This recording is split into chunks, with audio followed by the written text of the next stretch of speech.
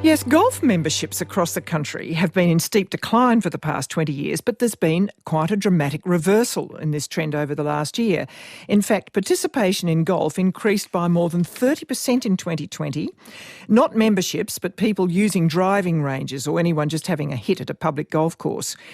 The uptick's been driven, of course, by the fact that golf courses have remained open during the lockdown, and of course it's socially distanced. Not everyone's happy with this, though, considering that public golf courses use so much of our city's limited green space, and there have been quite a number of motions for public golf courses to be reduced in size in several of our metropolitan cities, prompting, as I'm sure some of you know, lots of emotion. To talk to us about golf, who's playing it, why it matters, and whether some reduction in the size of public courses in our cities really should be on the agenda, is Shiloh Kurdas from Golf Australia. She has a particular focus on the engagement of women in golf. Welcome. Good morning. Thanks for having us along. Can you explain the differences between this uptick in membership of golf courses? I mean, this is private or public, by the way? Well, certainly member-based courses are the ones that, where we're seeing, where we record that data, where we personally do that. And so we get a fairly good indication of the new memberships that have come in. And it's been quite extraordinary in golf clubs, private member clubs as we call them, and that's been fantastic. And particularly there's been a lot of young people, a lot of young men in particular have come to the game there. But what's really exciting for us is that the game overall has enjoyed this boom across all segments of the game. And we have to differentiate between member clubs and then the public spaces that, public courses often owned by local government authorities, and that's where there's been a really exciting boom, and and particularly for women, that's been the best thing of the last 12 months, that women have come to the game at a higher rate than they ever have. Yeah, well, I was told about 18 months ago that this was an acute worry for golf, because women said, no, we haven't got the time, we haven't got the hours, we let the men go off and play golf, but no one does that for us. So is it really the COVID that's done something, or have you, are you sort of encouraging people to play 9 holes, or women to play 9 holes, not 18, or what is it? Well, it's probably a combination of both. So I came on board about 3 years ago to Golf Australia. We did recognise that there was a significant decline in female club membership, and we needed to do something about it. So clubs are actively working to get more women into their clubs and into the game and help them get their start. We now have a new entry-level program called Get Into Golf for women in particular, and that's been really exciting. In fact, the whole Get Into Golf campaign over the last 12 months has been 85% female, so that's fantastic. But when we go into public golf spaces, what people don't understand is that actually public golf and member clubs are really different. Public golf is where anyone can get their start in the game, and anyone can play, all ages, all demographics, both genders, participate, at a pretty balanced way. And in fact, that's where we've enjoyed a 35% increase. So we're pretty pumped about that. And it's a really important, I feel, as someone who's played a lot of community sport, I played Aussie rules for about 15 years, and I really value, community sporting entities, and public golf plays a really critical role in that community sport ecosystem. Well, there's a real issues of equity involved, isn't it, in public golf that is not discussed generally? Yeah, that's right. And look, I think public golf, makes the game really accessible for everyone. And the thing about golf, it is a game for life. I've had 3 knee reconstructions from playing footy, so I can't play. I'm 45, and I can't play any other competitive sport really, because my body's just a bit smashed up from all that footy. But golf has been a place for me that. I'm not a competition golfer. I have no interest in that, but I can get out and I can play 9 holes. It's financially accessible for me. It's locally accessible. I can wear whatever I want. I don't have to wear white socks and a collar. I can just turn up and play, and I can bring anyone with me. I can play on my own, or I can play with friends. And it's a great time, and I can play 9 holes, and no one's going to give me a hard time about that. So it's a really wonderful space, and golf's a great activity. It's mindfulness, it's movement, it's in nature. All of those things we know are really critical to people's mental health and well-being. So I'm not surprised that people have picked up golf. And this is now a bit of a global trend, the resurgence of golf, and it's long been seen as a sport for older men, possibly older, affluent men. That's right. Despite what you're saying, is that still the main demographic?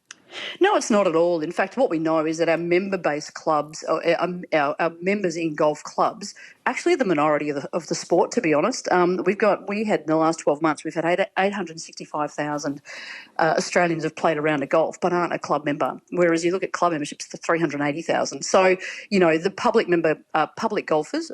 Way outnumber private member golfers, and we don't even add to those numbers. We've got nearly 300,000 people having a hit at a driving range, and then over 1.5 million Australians in the last 12 months have played an alternative form of the game, and that might be top golf or mini golf or those kind of things. So, in fact, member-based golf is about 9% of the overall golf engagement over the last 12 months. So when we think of golf in our minds, we think, oh, yeah, what we see on TV, and the stereotype that you spoke about. But in actual fact, that's not the reality for golf. And Golf Australia's got to tell a different story, I think, about that. We know that. We need to tell the story in a bit more of a diverse way. But golf is way more diverse than people might think. Now, one of our texters has come in and said, let's not forget how much water it takes to maintain golf courses, and that many of them, as you're saying, are privately owned for profit. Now, this question of debates around the nature of the courses themselves is really very hot in some parts, and with many communities seeking to repurpose some public courses in big cities for parklands. Now, how is Golf Australia facing this? Yeah, it's a good question, and certainly we're very aware of the role that we play in environmental sustainability, and we have actually a really large project on the go actually around this, and we're pretty excited about how we're going to mobilise the golfing industry around making sure that our contribution to climate change and environmental sustainability is a really positive one. So we're absolutely doing that. But I want to emphasise the difference between member-based clubs and public golf and the role that they play. Member-based clubs are for people that want to play competition, they want to be part of that community, and they want to buy into that. That's fine. It's not the same in public golf. And if we shut down public golf, what we're shutting down is people's entry into the game, but we're also shutting down a space that's really financially and culturally accessible for everyone in the community. And when we know that older Australians play golf at a higher rate, but when you think about your life, what you've got access to, like when I was 25, I could play any sport I wanted to. But as I'm ageing, I realise that I can't do that anymore. And as I age, most Australians have got access probably to two sports at a really competitive level, and that's golf and bowls. Now you start shutting down public golf courses for a demographic that has a lower income because they're not working as often. And if you think about from a female perspective, you've got a gender pay gap of 14% and you've got a superannuation pay gap of 42%. We know that older Australian women maybe have less financial means than maybe their male counterparts. So public golf provides them with an ability to get into community sport, play competitively if they want to, or just play socially, but it gives them a way of connecting. It gives us all a way of connecting socially with each other, and it offsets a whole bunch of those mental health challenges that we see some older Australians in particular experience around social isolation and loneliness. Is there a way that golf courses could be more, because it is huge amounts of land, you drive past them and when you take it in, could they be more accessible for people wanting to just, say, enjoy the green space and the flora and the fauna, or take their dog for a walk, or meet people, or even have a little picnic, when we're allowed to? Absolutely, and I think there's some really wonderful cases of that happening around the world. In fact, St Andrews, the home of golf, they shut down their public golf. They don't play golf on Sundays, so that it is a parkland because it is a public golf course, and they shut down that every Sunday, and they make sure that the local community in St Andrews can get access to that. So I think that's one thing that maybe we need to that we haven't done really well historically is make sure that the public spaces that we have, and don't forget that.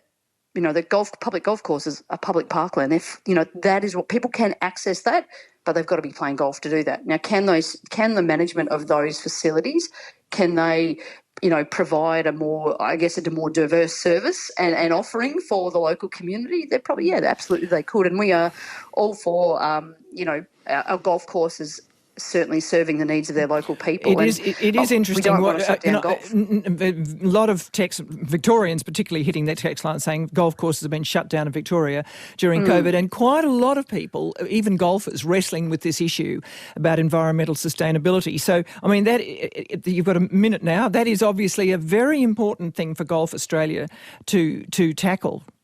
Yeah, absolutely. And we're really committed to those things, but we're also really committed to making sure that, we're telling the story better and that people in the local community see their public golf courses as a place for them. And we need to make sure that those places represent the needs of everyone locally. So we're working really hard on that. I'm pretty excited and yeah, I'm loving the fact that women are picking up the clubs and having a hit at a much rapid rate than they ever had. Okay, well, look, you put your case well. I can see you like it. You're for it.